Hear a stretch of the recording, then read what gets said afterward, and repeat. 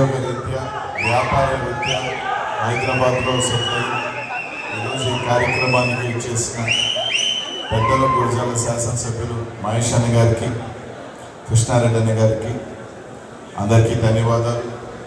ముందుగా మీ టైంని వేచించి ఆదివారం అన్ని పనులు కూడా మానుకొని ఈరోజు జగన్మోహన్ రెడ్డి కోసం అలాగే మీ శాసనసభ్యుల కోసం మా కోసం ఇక్కడ వచ్చినందుకు ప్రత్యేక ధన్యవాదాలు. ముందుగా గురజాల అభివృద్ధి గురించి ఎలా చేశాడో ఏం చేశాడో అన్నీ కూడా మహేష్ అని చెప్పాడు.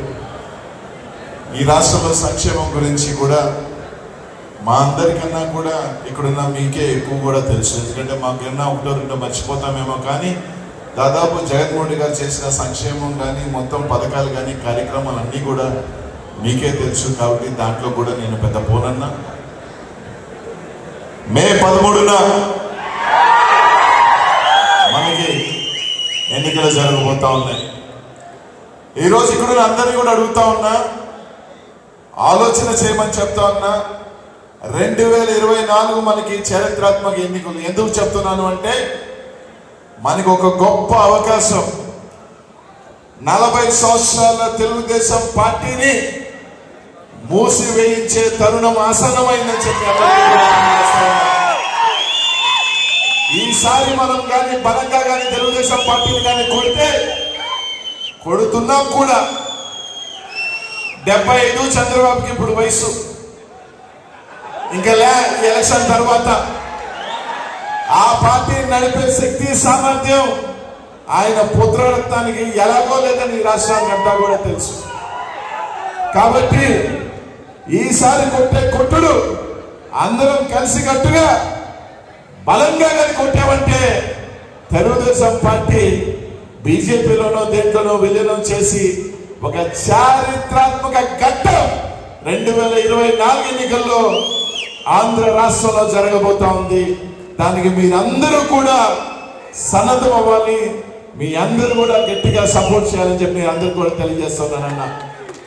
ముందుగా ఈరోజు అంబేద్కర్ గారి జయంతి, ఆయనకి నివాళులర్పిస్తూ జగన్మోహన్ రెడ్డి గారు ఈరోజు 100 అడుగుల పైగా అంబేద్కర్ స్టాచ్యూ విజయవాడలో పెడితే తట్టుకోలేక అక్కస్తో ఏమీ చేయలేక ముందుండి పోరాడలేక చీకట్లో తెలుగుదేశం పార్టీ నాయకులు కార్యకర్తలు చెవటలో దద్దమ్మలో తెలియదు కానీ వెనక నుంచి ఎక్కడ నుంచో ఒక రాయ విసిరేసి జగన్మోహన్ రెడ్డి గారిని గాయపరచడం జరిగింది.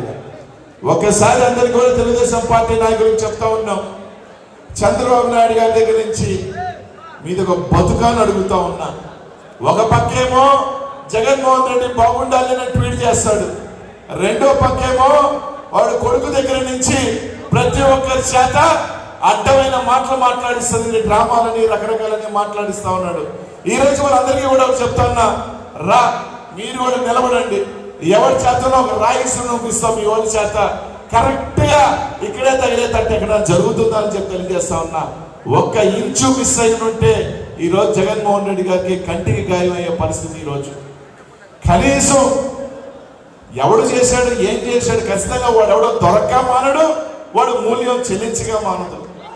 ఈరోజు ఈ రాష్ట్ర ప్రజలందరూ కూడా కేవలం ఇంకా అన్నచెప్పుడు 29 రోజులు వైఎస్ఆర్ కాంగ్రెస్ పార్టీ ఓపిక, వైఎస్ఆర్ కాంగ్రెస్ పార్టీ కార్యకర్తల సహనం, ఎలాగో అన్న ఖచ్చితంగా మంచి మెజారిటీతో ముఖ్యమంత్రి అవబోతా ఉన్నాడు.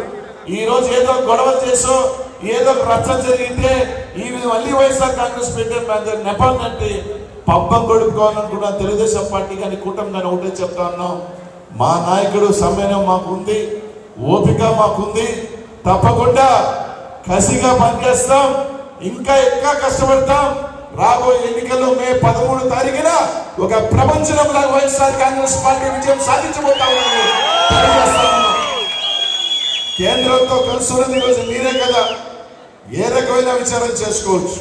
అలా కాకుండా ఈరోజు ఒక రాయి విసిరేసి ఒక చిల్లర రాజకీయాలు మేము కానీ తలుచుకుంటే, వైఎస్ఆర్ కాంగ్రెస్ పార్టీ కార్యకర్తలు నాయకులు తలుచుకుంటే తాడేపల్లిలో కాదు కదా, హైదరాబాద్ నుంచి ఆంధ్ర రాష్ట్ర పొలిమేరలో అడుగు పెట్టలేదు తెలుగుదేశం పార్టీ కానీ ఇంకో పార్టీ కానీ.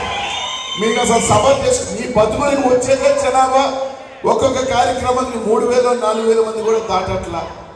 ఈరోజు జగన్మోహన్ రెడ్డి గారు 5 సంవత్సరాలు చెప్తా ఉన్నారు. జగన్మోహన్ రెడ్డి గారు తాడేపల్లిలో ఉన్నాడు, బయటికి రాలేదు చెప్తా ఉన్నాం.